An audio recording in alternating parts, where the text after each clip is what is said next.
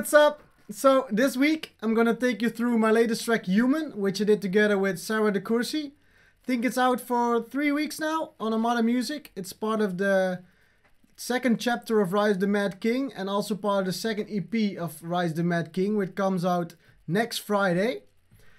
This is the project, and I think normally I start from top to bottom, working through the drums, the bass, the synths, the instrument, the vocals, the effects.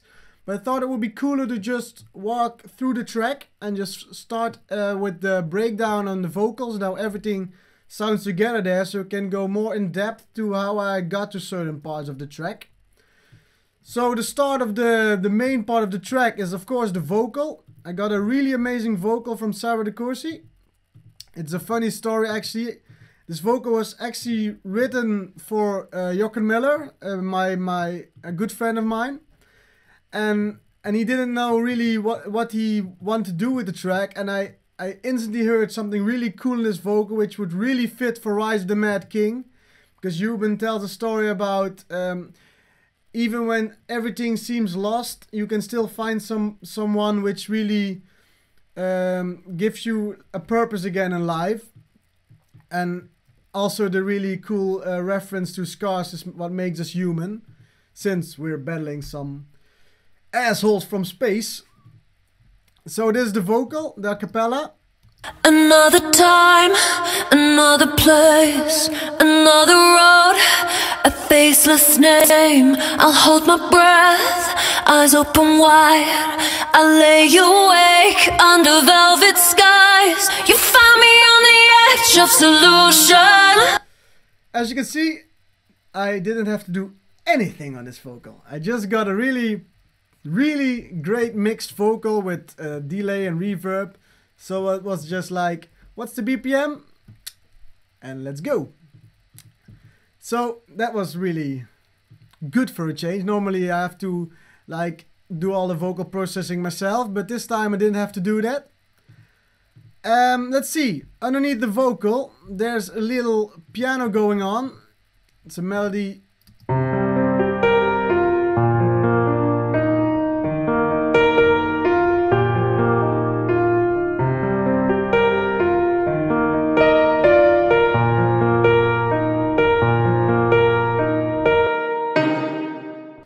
And there's two parts to this vocal. It's more like I have like a verse vocal part and more like a chorus or pre-chorus vocal part, piano part. So this is the pre-chorus one, which sits under the pre-chorus of the vocal.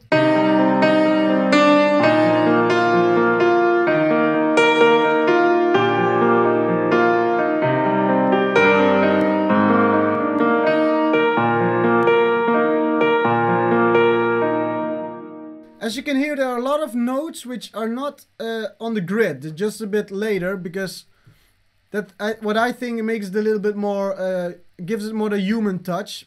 Like I can't play this like at once, so I have to do a little bit of creative stuff after the initial melody creation. Yeah, what did I add? I add some Abbey Road plate reverb. Added some little bit of Valhalla room, just to make it a more roomy. And then took away the low frequencies of this piano. Next to this, I added a really cool little pad.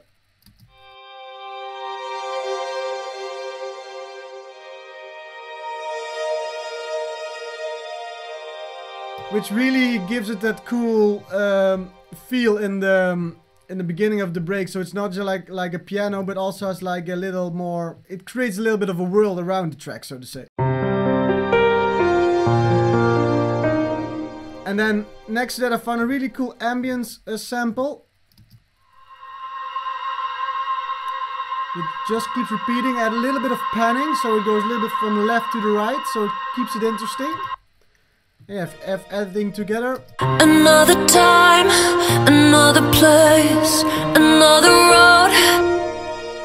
And if you add a vocal reverse to that, you can go really nicely into the next section of the track. Skies, you found me on the edge of solution. I'll hold you till the sunrise, won't let go. So the second part of this track comes a little bit more of the orchestra. Like first we have like a violin part. I have to say something first. This track is really heavy on my little lazy hard drive, so you can hear some stuttering in the audio because it's all, I put all my libraries on there and I need a new one.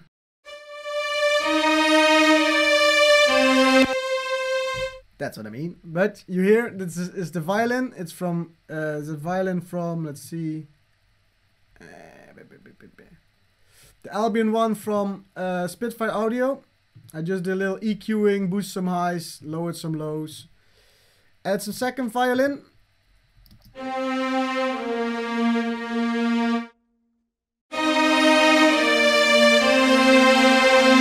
And I added both of them to the left, so I have some little bit more space on the right. And let's see, there's a string bass underneath this.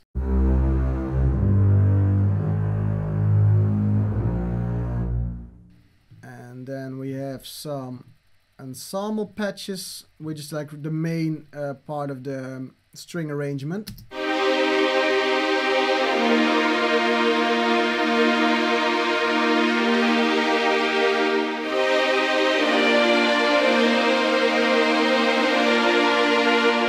Let's see, last one is the viola to accentuate some part of the harmonies.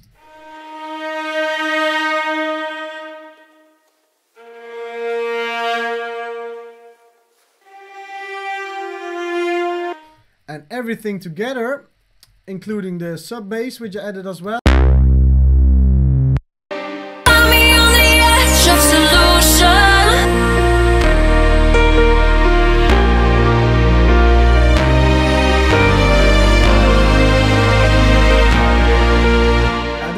One of my favorite tracks of the album, because you can really hear I had to do a lot of, actually put more the orchestral elements into a poppy kind of track, and you hear the first 4 bars of the pre-chorus is much more like it's going nowhere, and the last 4 bars it's like it's really working towards an ending of this part. Let's see, I added some little effects, just some downlifters, some.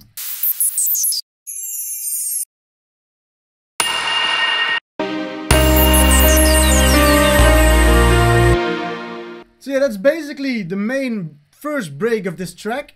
And then we go to the fun stuff, or the second fun stuff, which is the first synth melody.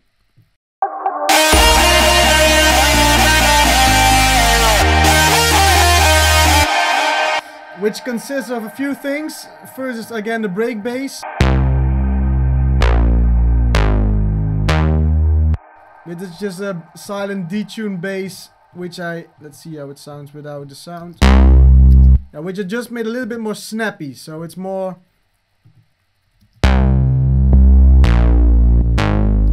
So it's just more the attack is much more presence in the bass instead of just the sustain and the release. So the main lead layers are a square.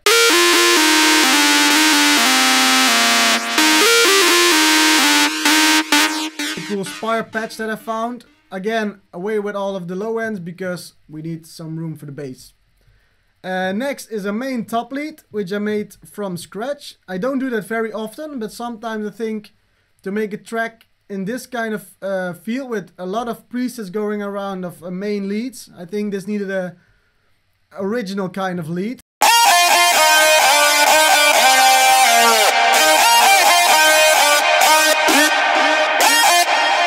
And the characteristics of this sound are with the amp. The amp makes it really like a guitar kind of sound. And I did lots of automation on this one. I did some detuning improvements. So when this melody plays here, it gradually detunes more. It's much more hearable at this stage.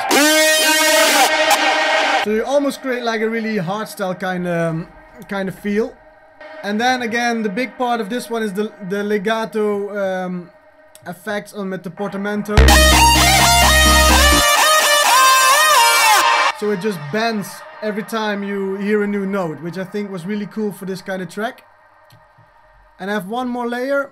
It's the plug, which I made in Serum. Let's see. It's basically just a kind of dead mouse synth, and again, the most important thing are the progression and not the sound itself, because it's just nothing really. It's almost like just a standard saw.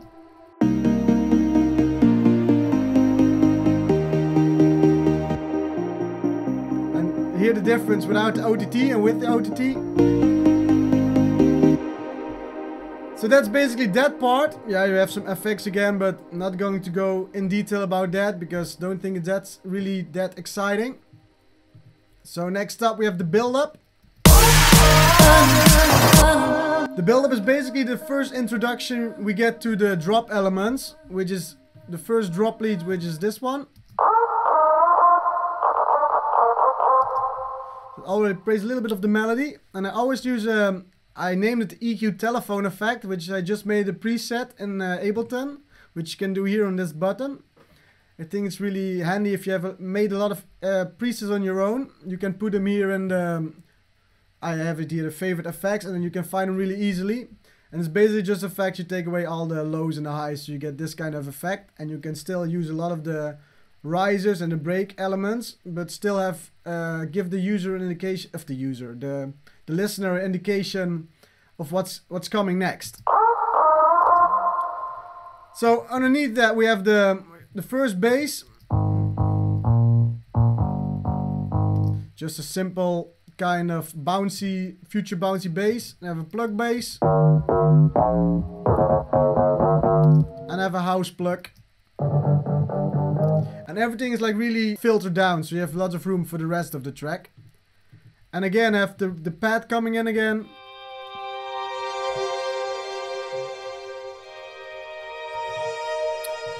And because it's a vocal track, we have a vocal. The vocal really leads it towards the main drop of the track. They make us human, and now we won't be broken. Our scars, they make us. Combine that with some snares. And you get this. And now we won't be broken. Our scars, they make us human. So, moving on to, I think, the most important part of this track. At least for you listeners. For me, I could go without drops and music, but it's always fun to have a little bit of dancing going on. We have first a kick. It's a really short kick. We have a top kick, which is just top kick. Nothing really fancy about this one. Next up we have a pre-clap, so it starts before the kick and ends after the kick, which I put a bit to the right, so there's more room in the mid and the left for other sounds. And we have here a percussion element to add to the groove. Next, in the second part, I have a little hi-hat going on here. So that's basically, again, the hi-hat is a little bit to the left. So, the bass lines. You want to hear the bass lines? Well, we have a sub bass, which plays this kind of cool rhythm. And yeah, it's just like a silent bass where it took away all the highs if you take it without EQ. And I made it totally mono because we don't need any wide frequencies in that bass. Then we have the wide bass. And I did a really interesting, I don't know if you find it interesting, but I did a little effect. So the first bar is really wide. And the second bar is really mono. So this way, this track is really like a question response kind of track. Question answer, question response. So the next bass line is a plug bass, which is this one. It basically plays the same pattern as the bass lines before this one. It's a serum patch, which the same trick with the widening effect, because I have the sub bass in the middle and then I have this bass line on the sides more. Where they did take away some of the lowest frequencies and boost again some of the highs. And then if you combine it with the other two, So you have a really cool layer which really fills up the whole spectrum. But on the second bar, like here, I want to put some more information there bass-wise. So I added some gritty basses as well. This is a serum patch which I really modulated. So it really progresses from the first note to the last note. There's a lot of stuff happening. It's from the Sematics pack, I believe. The last one is again a plucky bass. Again, some kind of future house kind of stab. And if you combine the whole bass layer here,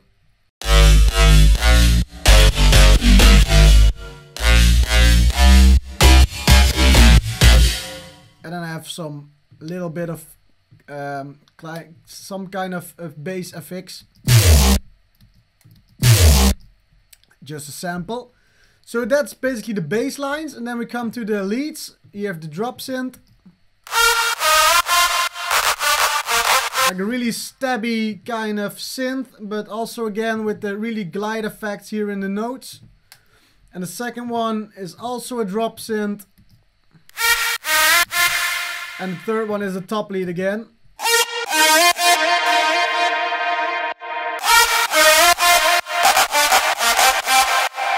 Get a really cool layer, and if you combine it with the bass lines and the kicks,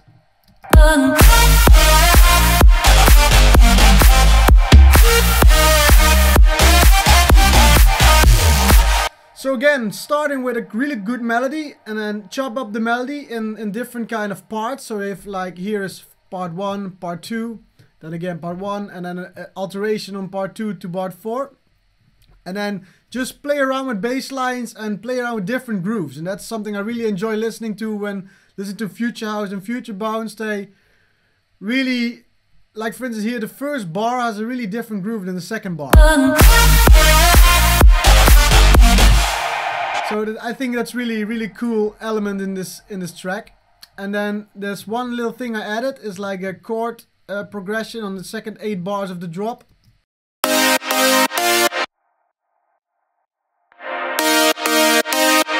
So to just make it not too repetitive. So that's basically it for the drops. The second drop is almost the same as the first drop. But if we go to the second breakdown, I found a really cool percussion by Varian. Is a really good cinematic producer. And if I combine it with the plugs I had,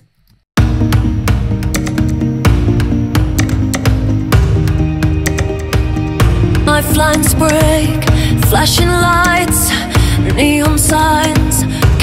And then comes again the pre-chorus, which it's a little bit the same as the first pre-chorus, but I added a few different elements to it. So here is a more kind of extra string layer.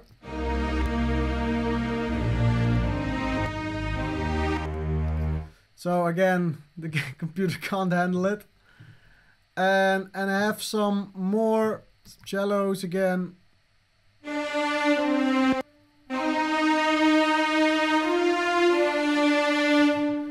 it's really, again, the first part keeps pretty steady, not going towards an ending, but the second part really brings it towards an ending. And the thing I added here is like a small brass section. So if you hear a low brass first, a mid brass, and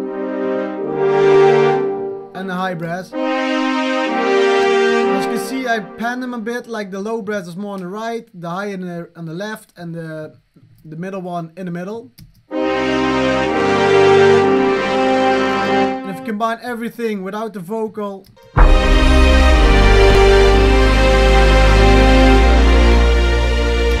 it's like really we're going slowly to a new part, which I think is really cool. And then I did a little slowdown effect just on the master channel. I brought the tempo down to 108 BPM. It was more like, don't know why I chose that one. Then I built it up in the following part, and I added a little vocal chop. So what I basically did, I just warped the vocal and then the second mouse click and then slice to new MIDI track, and then you can just play around with the vocals. the music. So every vocal is on a different, every fourth bar is on a different note in the piano, in the key, yeah, on the keyboard. I forgot the name. What's the name of it? This thing. I can't get on the name. Sorry. So played around with it a little bit. I duplicated it, one on the left, one on the right, and I came to this melody.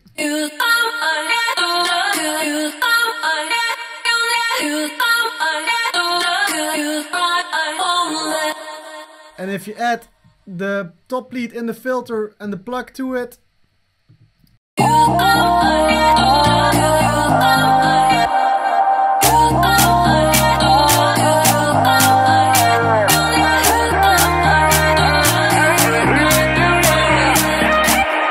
you have a really cool little bridge break kind of thing. And then I did again the melodies again, but just a little bit different. Some notes I always like, if I have a track with two breakdowns, to not make the melodies entirely similar.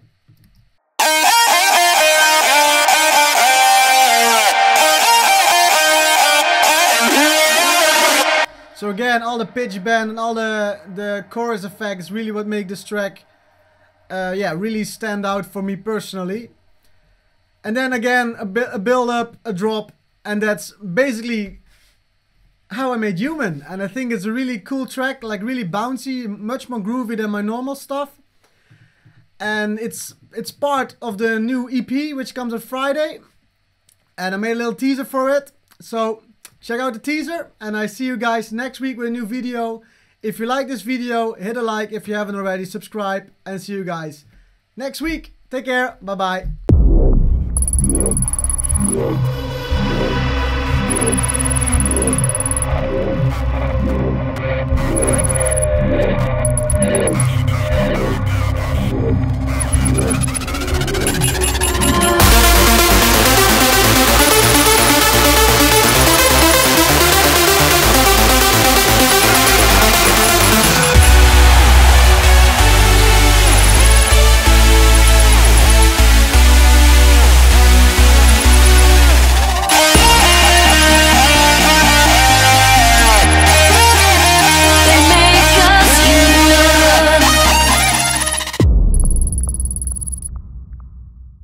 Before I forget, I've uploaded the stem for you guys so you can play around with it for Human. I'm really looking forward to hear what you guys have made. The link is in the description, so I would say happy producing!